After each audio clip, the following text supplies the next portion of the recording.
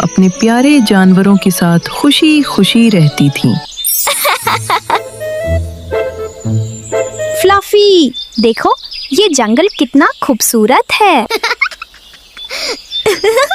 Luna और fluffy ने जादुई जंगल के मजीद पेचीदा रास्तों को उबूर किया। नदियों, पत्थरों और लंबी बेलों को पार करना एक दिलचस्प चैलेंज था। रास्ता थोड़ा मुश्किल लग रहा है, ध्यान से चलो। हाँ, पर हम साथ हैं, सब सही होगा। फ्लफी, देखो ये बटरफ्लाईज कहाँ जा रही हैं? चलो उनके पीछे चलते हैं, शायद कोई सीक्रेट माइल।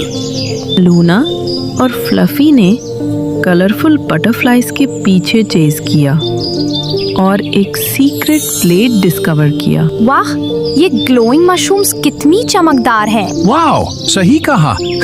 चलो और एक्सप्लोर करते हैं।